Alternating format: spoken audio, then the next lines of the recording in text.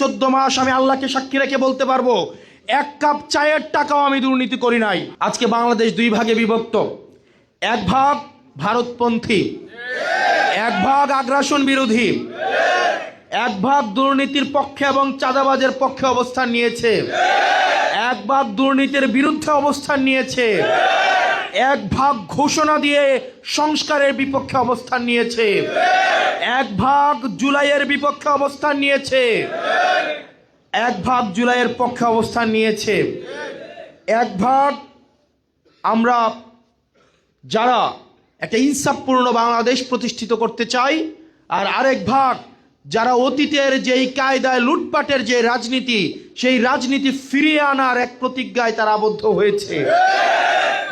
আমরা এই সেমিনারে আজকে আমরা যারা রয়েছি, আমরা হচ্ছে ওই দলে যারা ভারত বিরোধিতায় আমাদের অবস্থান, যারা দুর্নীতির বিরুদ্ধে আমাদের অবস্থান, আগ্রাসন বিরোধিতায় আমাদের অবস্থান, সংস্কারের পক্ষে আমাদের অবস্থান, হ্যাঁ ভোটের পক্ষে আমাদের অবস্থান। প্রিয় দেবিদ্বারবাসী, আমাদেরকে অবশ্যই ঐক্যবদ্ধ থাকতে হবে এবং শহীদ ভাই যেমনটা বলেছেন, আমাদের এই সংস্কার এবং ইনসাফপূর্ণ একটি সমাজ গড়তে হলে আমাদের জোটের নেতৃত্বে আমরা ইনশাআল্লাহ আগামী বছর সরকার গঠন করব। এই ত্রয়োদশ সংসদ নির্বাচনে আমরা সংখ্যাধিক্য আসন নিয়েই জনগণের ভোটে নির্বাচিত হয়ে আমরা এই সরকার গঠন করব ইনশাআল্লাহ। প্রিয় দেবিদ্বারবাসী, আপনাদের কাছে প্রত্যাশা থাকবে, আমাদেরকে নানাভাবে বিভাজিত করার চেষ্টা করা হবে।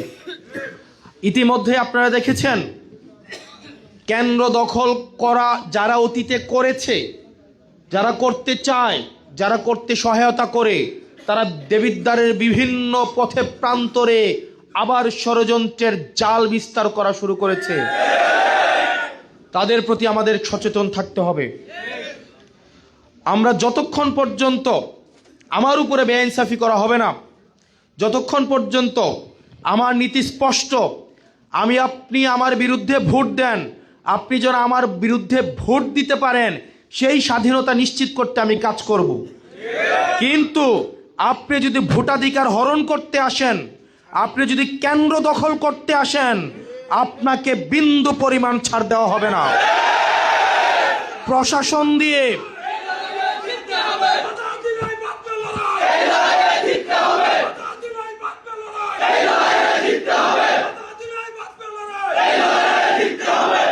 প্রশাসন দিয়ে, পুলিশ দিয়ে, অর্থ দিয়ে, ক্যাডার দিয়ে নির্বাচন ম্যানিপুলেট করার চেষ্টা আপনারা যারা করছেন, আপনারা যারা ভাবছেন নির্বাচন হচ্ছেন আপনার ঋণ খেলাপির ঋণ পরিশোধ করার একটা উপলক্ষ, আপনারা যারা ভাবছেন যে নির্বাচনের পরে আপনাদের যে ব্যাংকে যে ঋণগুলো রয়েছে, দেবিদ্বারের এই উন্নয়নের টাকা মেরে দিয়ে সেই ঋণ আপনারা পরিশোধ করবেন, নির্বাচনের আগে আপনাদেরকে হুঁশিয়ার করে দিচ্ছি, এই জনগণকে নিয়ে এই ভোটচোরদের বিরুদ্ধে আমাদের অবস্থান থাকবে।